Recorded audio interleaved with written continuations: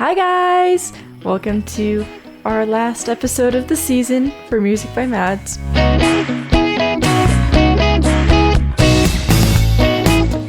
It's a little sad, but I'll be back. So that's okay. I'll be back.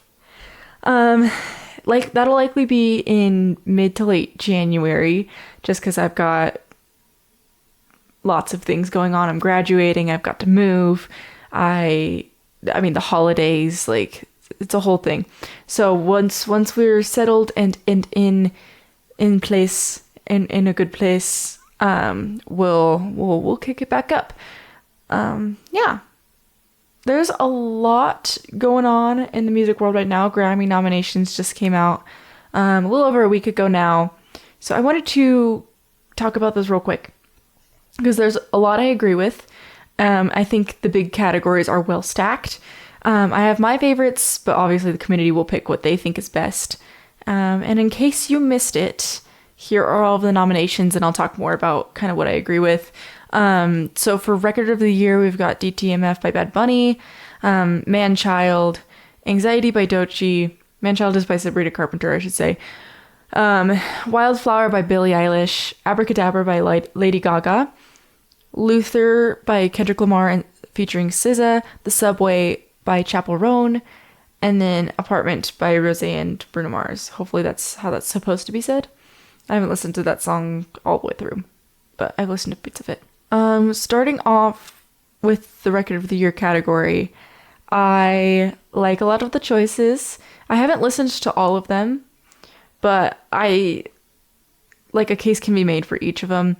The only one I'm like, please don't let it win is Anxiety. Not because Doechii's a bad artist. I'm just so sick of hearing that song. I think everybody is. Yeah. Hopefully, I'm really pulling for The Subway on this one, truthfully. I think The Subway should take Record of the Year. That one was really good. For Song of the Year, which, I'm going to be honest, I don't really understand the difference between these two categories. If anyone has any wisdom to impart on me about Record of the Year versus Song of the Year, take it away. Let me know what the difference is, because a lot of the same songs are nominated, so I don't understand what exactly the difference is. That's probably a quick Google away from me, knowing.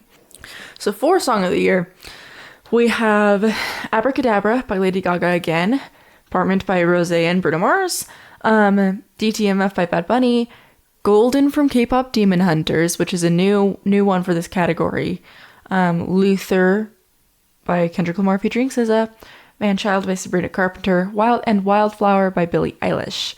So, not much of a difference. The only added one is Golden, which honestly might take it. Golden might take the Grammys this year. K-Pop Demon Hunters the music's really good. I still haven't seen the movie, but the music is really good, and I enjoyed it a lot. Yeah, that's my opinion. I think this is a strong category this year. The nominations, I think, are really strong and really well picked. As much as I'm not the biggest fan of it was overplayed, as much as I think it was overplayed, I think it's a good pick for these categories. Now for the big one, Album of the Year. So first is Bad Bunny's album that I totally forgot to write down the pronunciation for, so I'm not going to attempt it. I'll put the album covers up for this since I can't. He's been killing it. I mean, he was picked to do the Super Bowl. Obviously he's in a place in his career where this is deserved. So I haven't listened to it, but I understand. Swag by Justin Bieber, which was a big surprise to me. I know people liked it, but I didn't know if it was Grammys Album of the Year worthy. I also did not listen to this one, but I heard a lot of people liked it, so I'm a little surprised it's in the Grammys, but I'm also not surprised at the same time. Yeah. Anyways, then we've got Man's Best Friend by Sabrina Carpenter. I think this is a great contender for this category. Let God Sort 'Em Out by Clips, Pusha T, and Malice. I've never heard of any of these people. I don't know what this album is, but they think it's good. So apparently it's good. Yeah, I don't know. Mayhem by Lady Gaga also got great reviews. I didn't listen to any of these albums except for Man's Best Friend. I need to listen to more music, but it's okay. It's because all of my favorite albums weren't nominated this round. One of which was this. Oh, we'll get to that. We'll get to that later. I don't want to spoil anything. GNX by Kendrick Lamar. Didn't listen to the whole album. Heard several songs from it. It's Kendrick Lamar. I mean, he took 5 Grammys for one song last year. So, like, we'll let him do his thing. Mutt by Leon Thomas, he's also nominated for Best New Artist. I've heard a couple, like, clips of him singing. Apparently he's really good. And then Chromacopia by Tyler, the Creator. I'm not a Tyler, the Creator fan. He is in Fortnite now. That's cool. He's in the Fortnite shop. Obviously I haven't listened to it. I know all of these artists have been, like, at the top of their game this year, except for the ones I don't know who they are. Sorry. Clips, Pusha T, and Malice. Sure, you're great. Like, a lot of these people are at the top of their game right now, and they're doing really well with streams and everything like that. So, yeah. Yeah. So this is the part where I have the most beef. Because Best New Artist, I think, needed a revamp. And I didn't look at all of the numbers for this. I looked at a few. Based on numbers alone, my opinion should, like, the person I think should have been nominated. But we'll go through the nominations. Olivia Dean, Cat's Eye, The Marias, Addison Rae, Somber, Leon Thomas, Alex Warren, and Lola Young. So I know who all of these people are, but I don't know that some of them were popular enough. Like, Alex Warren has the one song, and maybe that's just kind of what it is, because, like, I don't know, because Olivia Dean has a few hits. Somber also really only has the one song that I know that was, like, really popular. I don't know. I kind of disagree with a lot of these. I think Leon Thomas should stay for album, because he's nominated for Album of the Year as well. I think he should stay for sure. But I have beef with it because I think Conan Gray should have been nominated this year. He had his biggest album debut with Wishbone in his career. He has 25 million monthly listeners, which is more than Leon Thomas has. Conan Gray has more monthly listeners, more people who are consistently listening to him than Leon Thomas, who is nominated for Album of the Year. And this isn't to say that, like, Leon Thomas doesn't deserve it. Like, I've heard clips of him singing and he's phenomenal. But, like, Conan Gray is also phenomenal and he's been in the game for a while. I mean, Somber and Conan Gray are compared frequently because they apparently look similar to people. I don't think they even look that similar. But I have beef with it. I think Conan Gray deserves the Grammy nom. And if his, like, management team isn't submitting him for Grammy nominations, then that's on them. And I don't know what they're doing, but they should be putting him in for consideration. And not. Yeah. Anyways, I wrote an article for a class that I'll share again for on my social media, Instagram. Follow the Music by Mads podcast. And you guys should let me know if you like the article and if I should write more about topics I talk about in my episodes when, as we get back into it next season. Maybe I'll do it in the off season as well, do some articles so you still have content that you get to consume. Yeah. Another snub that I thought was interesting was Jack Antonoff for Producer of the Year.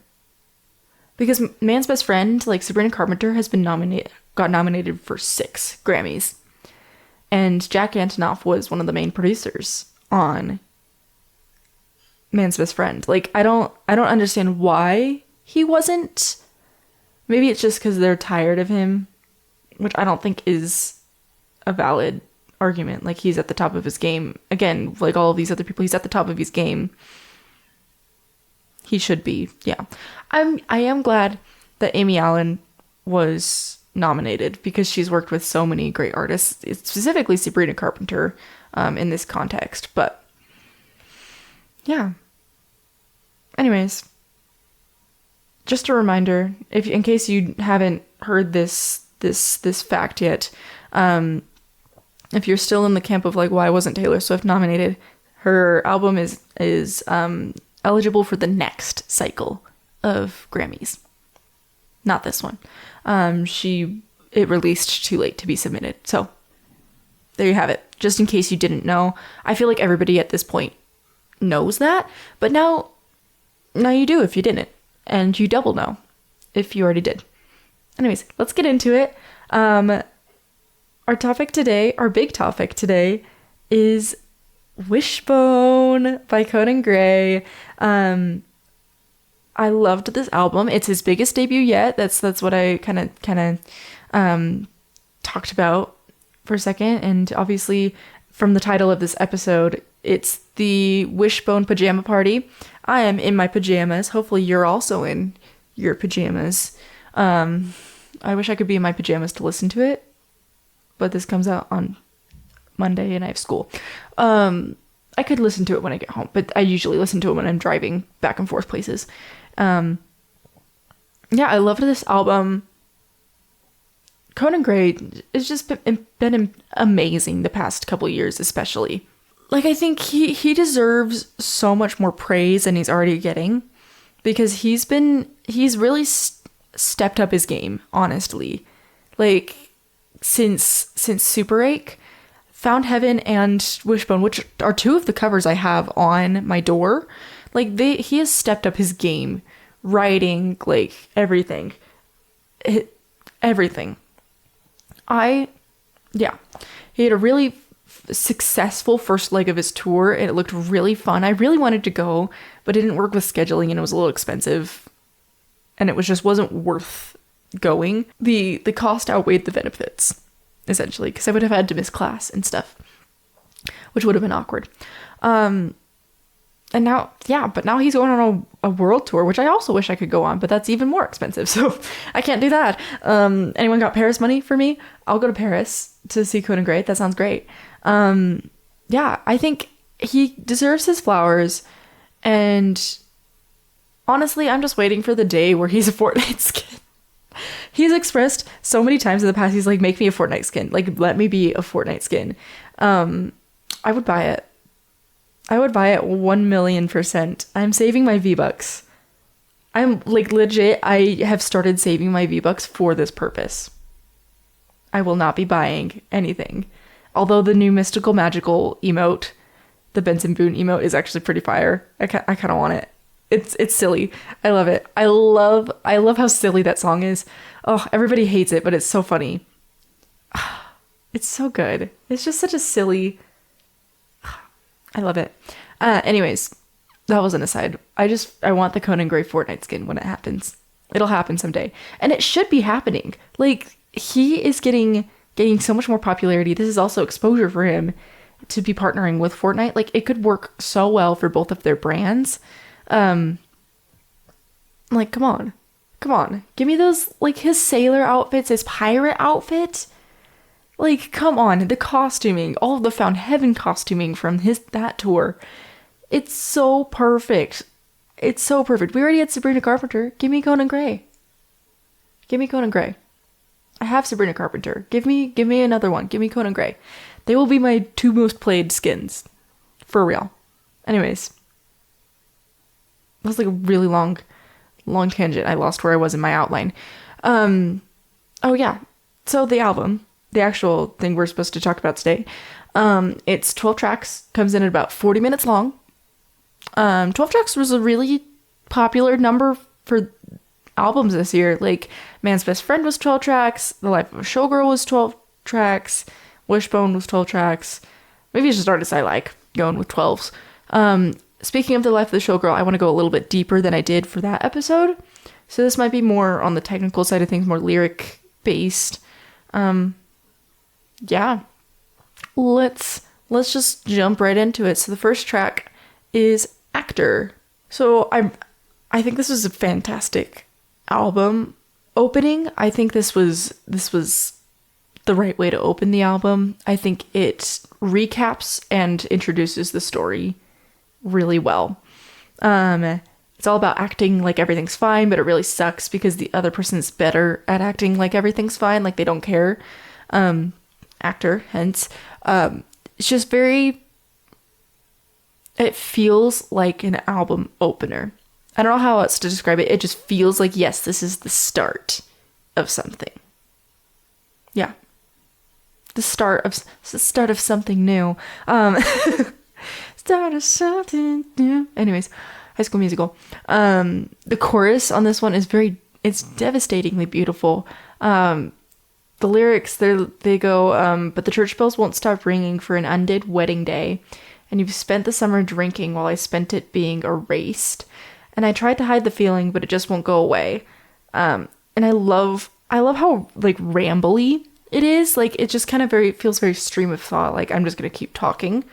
I also loved the change on the last chorus, where instead of saying, while I spent it being erased, he says, like, you spent the summer drinking, oh, drinking me away. Like, they're trying to get rid of him by drinking, which I thought was a very, very well-placed change in the chorus. Like, it's just something a little different to add more interest as it keeps going. I really love the original version, but you guys need to listen to his Vivo Artist Portrait. All of the versions of his songs he did, but Actor really was phenomenal. I loved that version of Actor. Yeah, his bridges. I forgot to talk about them. His bridges. His bridges have been getting better and better. I think these are his best bridges on his albums. Very catchy, very recognizable, simple, but also not boring. Just like, and everything's perfect for each song. Like this one literally just like flips between two notes for most of it.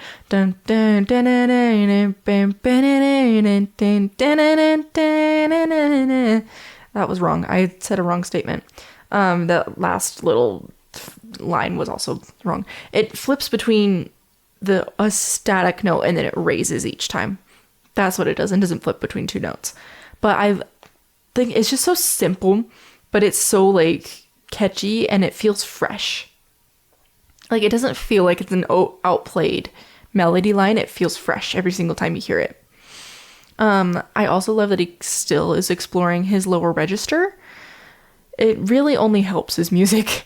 Like, the more range he has, like, he can do so much more with his music, and he can make certain choices to amp up the emotional aspect of his music, which is something we'll talk about in one of his later tracks that he really does. Just great opening to a great album. Yeah.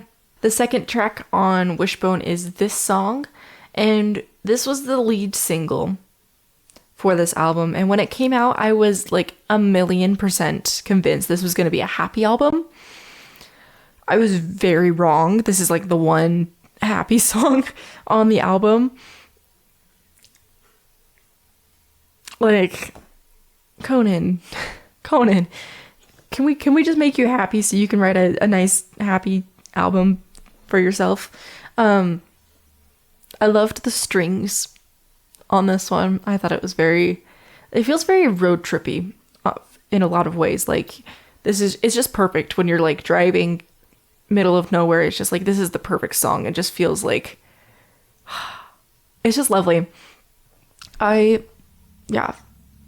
You know the video that I made for The Life of Showgirl, what it's like, what listening to The Life of a Showgirl feels like? I think I might make one for Wishbone, because it gives me feels. It gives me so many feelings. Anyways, I love the theming of this song, just being like, goodness, I just wanted to tell you, and I've tried, all I can do is like dance around it, but I'm going to actually tell you. And the last line really hammers that in, just like the now you know that I love you. Like, haha, yes, I said it. And now you know. It's a great lead single for this album.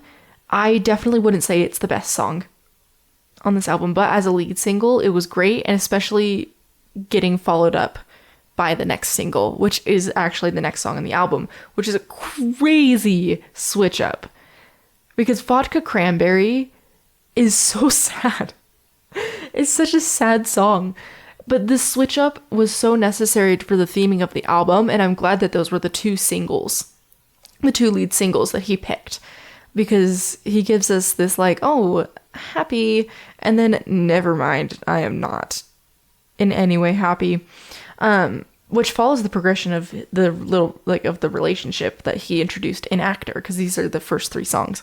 Anyways, this Vodka Cranberry, the VMAs performance was stunning. It was so good. They lowered the key for him to sing, and I truthfully think he could have gone higher. I think he could have comfortably gone in a higher key, but I'm glad he just chose to protect his voice and do it in a lower key that enabled him to just protect his voice and give us an incredible performance. No missed notes. Like, oh, that high note is so gorgeous, and it just, I need to stop talking about it because I'm going to talk about it later. I just want to talk about it so bad. Okay, we're gonna breeze through. The Romeo and Juliet theming of the performance was perfection. Framing him as Juliet was is so good, and it plays into another song on his album called Romeo, which is actually track 4, so we'll talk about it next. But it fits so well. Also, whoever his stylist is, thank you. You are doing the Lord's work. You've been killing it. He looks so good. Every single time I see a post about him, he always looks so good. Like, get this man to the Met Gala again, because he killed it the first time. I hope he has the same stylist, like, all through all these years, because 10 and 10. Found heaven. Every single look was amazing. His little tour costumes, his like sailor outfits and his pirate outfit, like all of these looks he's had for the Wishbone performances have been insanely good. Hats off to Conan Gray's stylist. I should have looked up who it is. I'm going to find out after I'm done recording this, because he looks so good in every single time I see him. And he did the little runway, the show. Who was it for? It was the Bob Dylan Complete Unknown collection, I think, that he walked for. And he looked really good for that. So whoever did that also, I mean, it wasn't his stylist, but whoever scheduled him for that did a good job on that one. Hats off to Conan Gray's stylist. Yeah, hats off. Anyways, this song. It's the way we go from Now You Know That I Love You to You Say You're Fine but Your Brown Eyes Are Green Inside Because You've Been Crying is crazy. Like, that is the last line of this song and the first line of Vodka Cranberry, the first lines. Those are back to back on that album. That is a wild thing to put back to back. It's like, you thought I was going to be happy. Haha. Anyways, I also always love, speaking of Your Brown Eyes Are Green this time, like, that is so specific. And you can really tell he's inspired by artists like Taylor Swift and probably a lot of country because of him growing up in Texas. Like, you can really see it through his bridges and, like, how specific his lyrics are. He name drops so many people. The lore behind this album is crazy and we know none of it. Like, I don't know who any of these people are, but we're getting so much lore from this album just by listening to it. Like, he literally says February 4th through the 16th of May. Like, you're giving us a whole date range for your break with this person. Like, that's crazy. It's crazy. It's so specific. And then paired with his use of like tension and release, he understands tension and release so much. He's been getting better and better at it every single album. He was doing it with like The Cut That Always Bleeds is one of the best ones that like from his earlier albums as one of the best examples. He understands it so well, and he only keeps getting better at it because the bridge is simply like, it's really just him saying I will over and over and over again, like don't make me do this, but I will, kind of a thing. And he just keeps doing it and keeps going it, and then he gets like the I will, and then he goes up. I think it's a G5. Or somewhere in that range. Like, that is an insane note for a tenor to hit at full voice like he does. Like, it just builds the anticipation, and I was genuinely very like meh about this song until that high note happened, and then everything opened up, all the instrumentation opened up, like everything just felt like, oh yeah, that's where it's supposed to sit, and now I like get it. Now I get it musically in my brain. Like it just opens up, and it like, yes, it's like perfect. But at first I was like, I could like take it or leave it. Not my favorite Conan song, and then I heard that part, and I was like, oh, okay.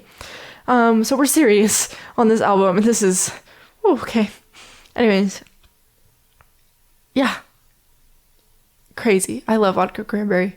The song, obviously, not the drink. I don't drink. Romeo, which is track 4,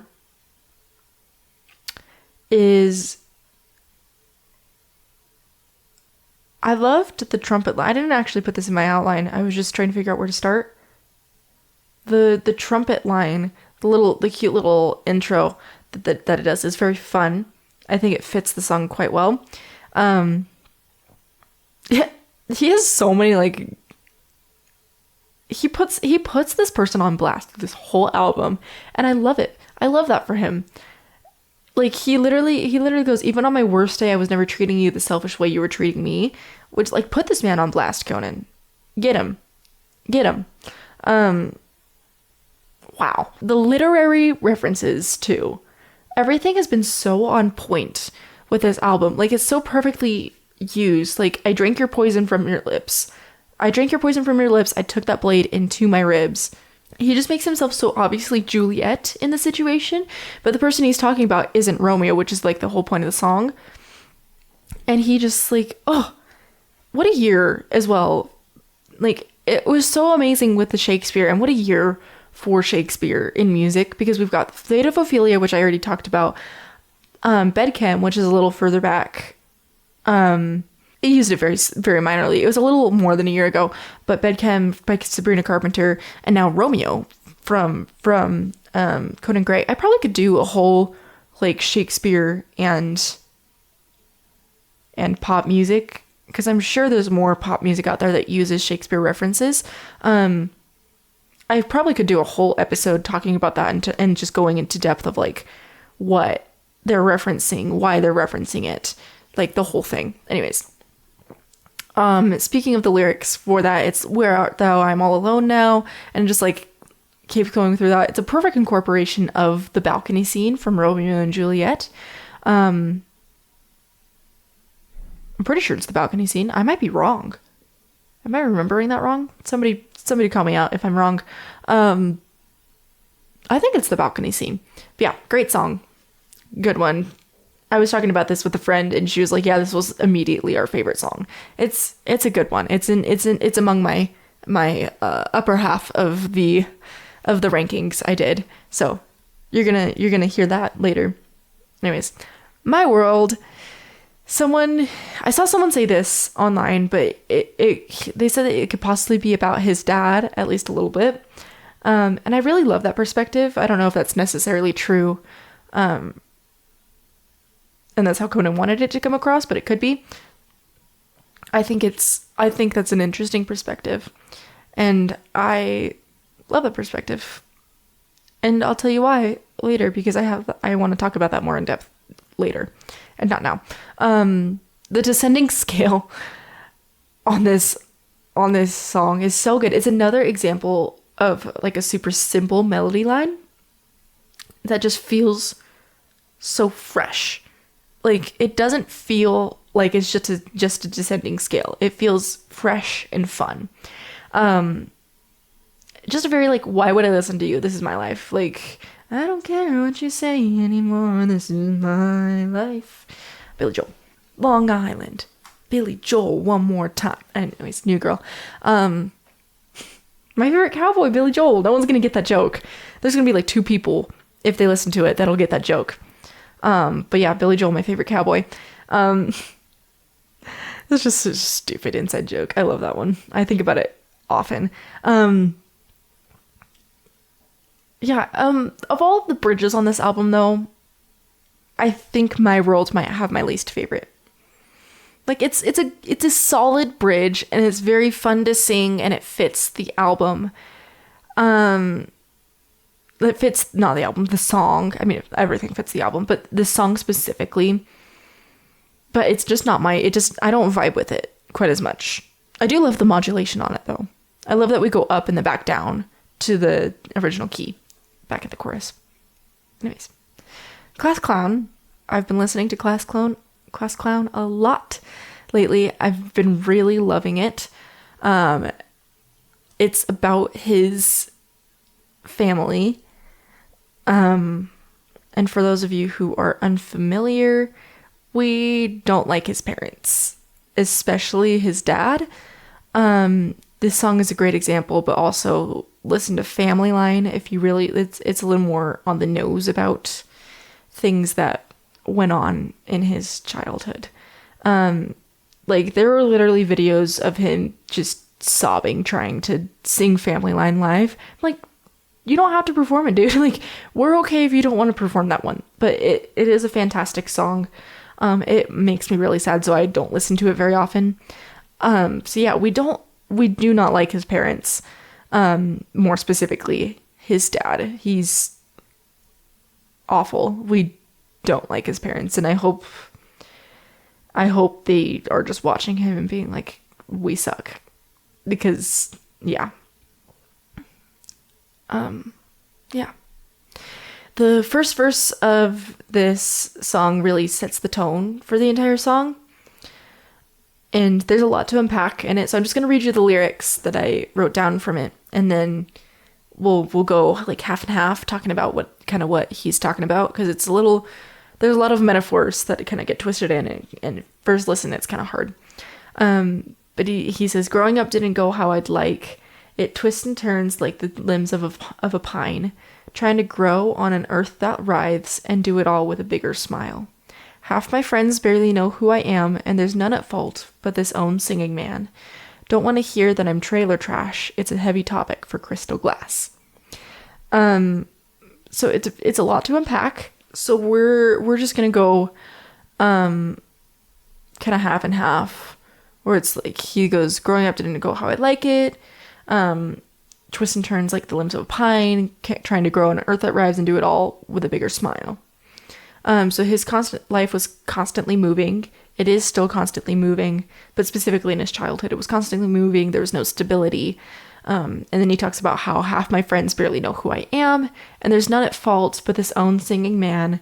Don't want to hear that I'm trailer trash. It's a heavy topic for crystal glass. So he's surrounded by all of his rich and famous friends that he's made over the years of him and over the years of his career. And he doesn't really talk about growing up poor and in a terrible situation, because it's a heavy topic for crystal glass. This is another song that takes a while to open up, but once it does, you really love it. Like, the chorus feels very boring because it's the same 2 lines that repeat. It feels very boring until the bridge happens, because everything comes back around. I still feel like the class clown, and that's repeated twice, and then it goes into the bridge.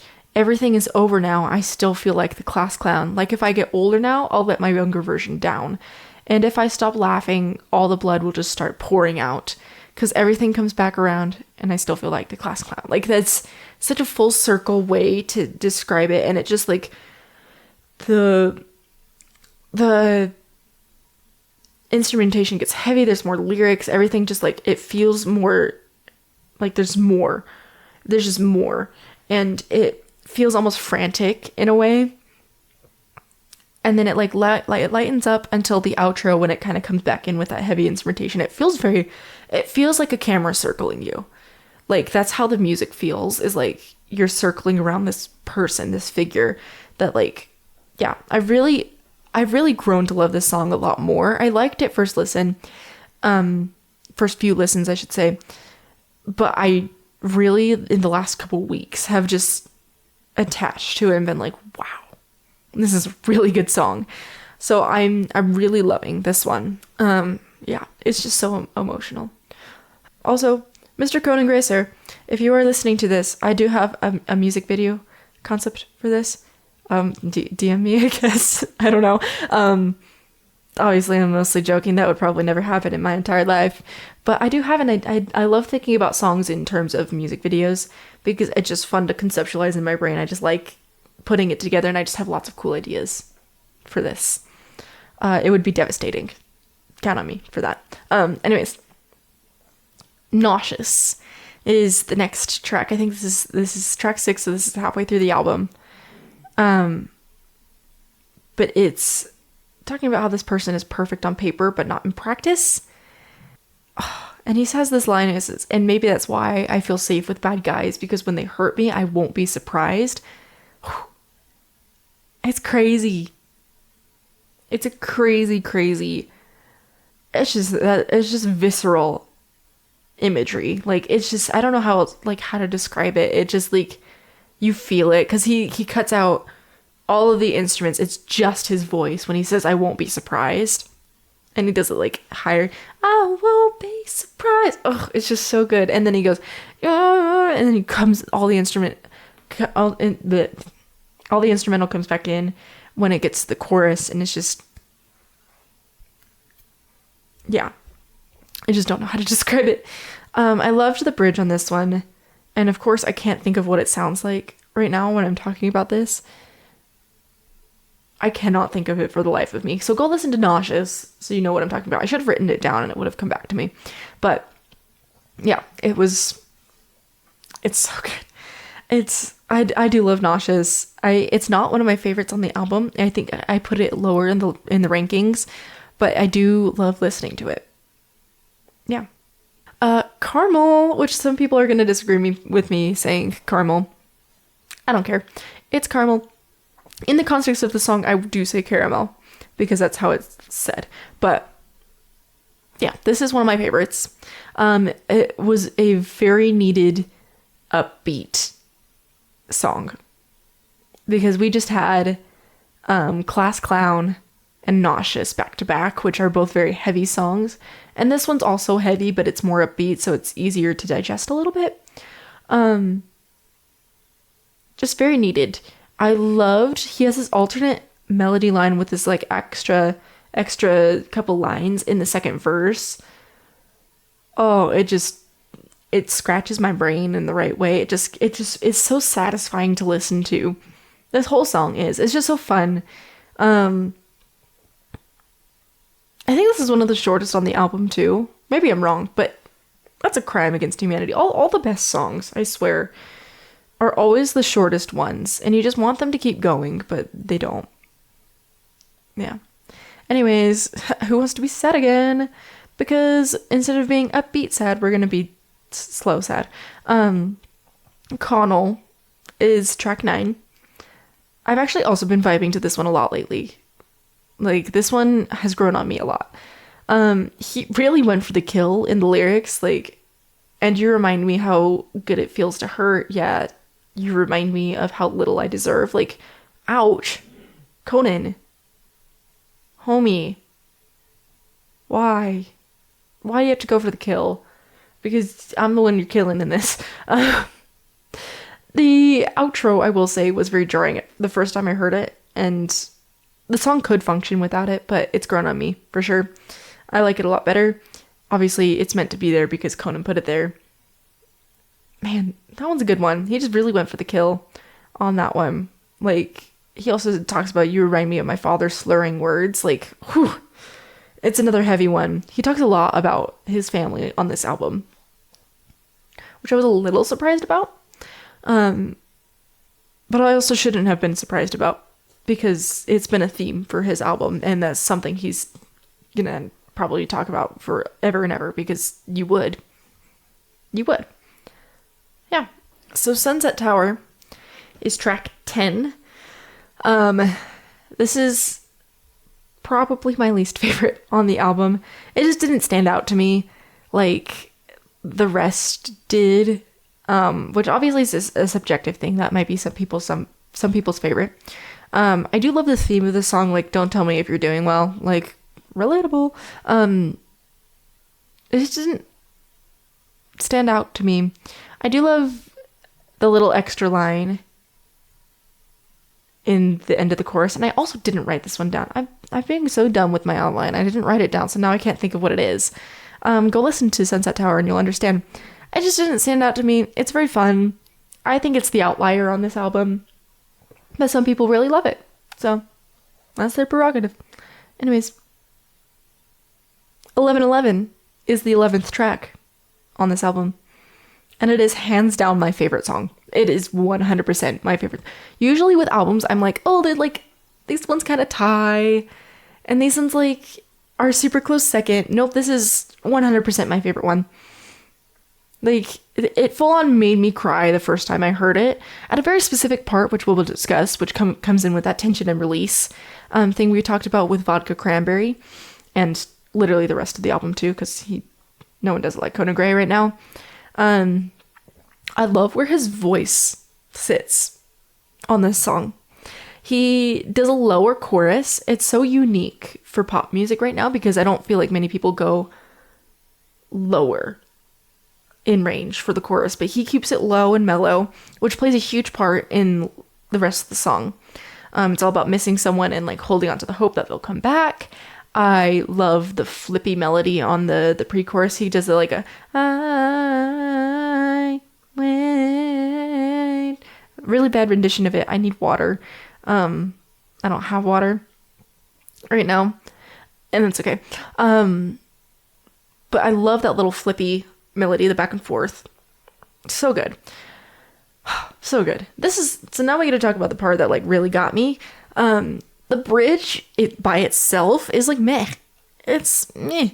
If you were to look at it, you'd be like, okay. I don't think it's his best bridge on this album, but in the context of the song leading back up into the chorus as like a transition, 10 out of 10, 100% amazing. Like, wonderful. He like, it also like, he has this like growing, he goes up and up and up and up. Black cows, hands on the pavement, just can't accept that it's too late to save us. And then he goes up the octave from where he originally was on the chorus.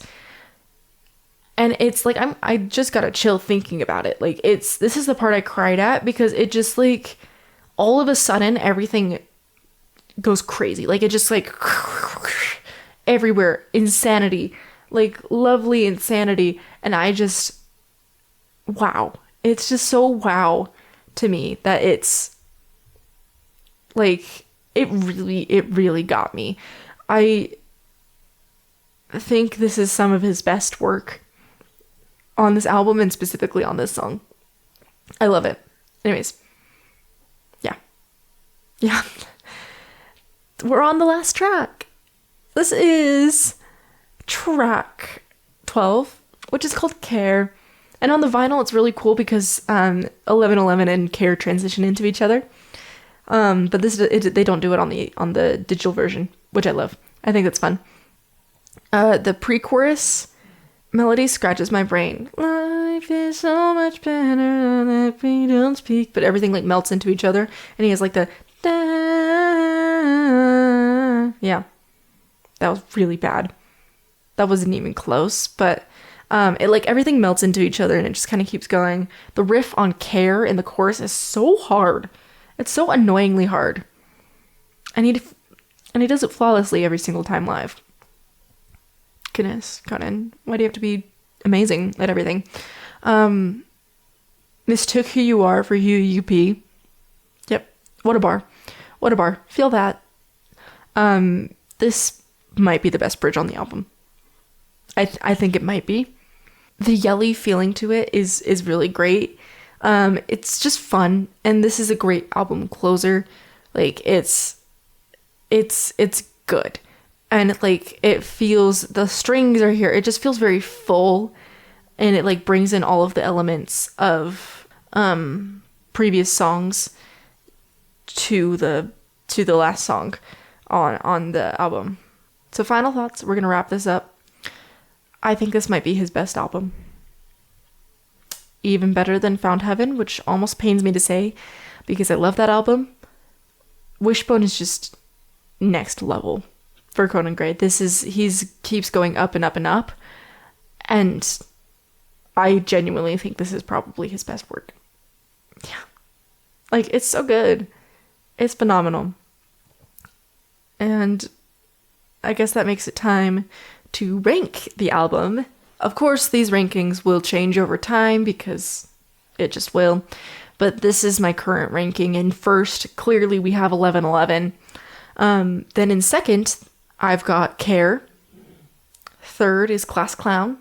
Fourth is Caramel. Fifth is Actor. Sixth is Vodka Cranberry. Seventh is Romeo. Eighth is My World. Ninth is This Song. 10th is Connell.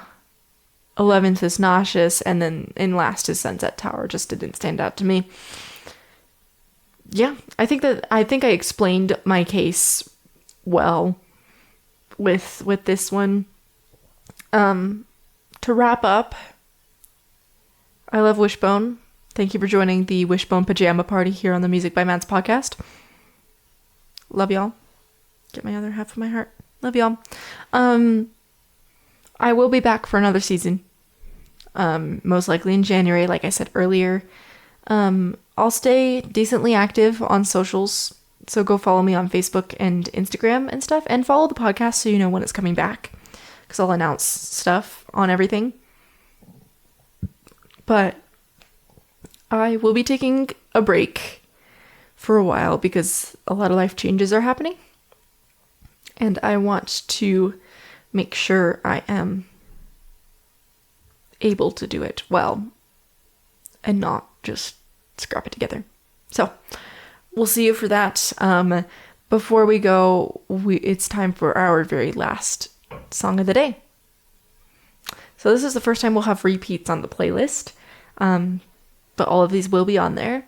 First up, we've got 11:11. Who would have guessed that I put my favorite song on the album in the song of the day? Then we've got Runaway Baby by Bruno Mars. Been listening to that one a lot lately. It's a good one.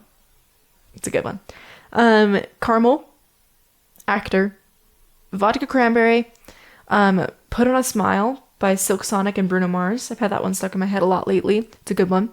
And then Class Clown. And those are our songs of the day. Our last one for the season. We'll bring it back for the next season. I probably won't add to the playlist in between. I'll just share it occasionally, be like, hey, go listen to it. The same songs are on there. That way you have time to discover all of them, and then we'll bring it back. And I will see you guys next season.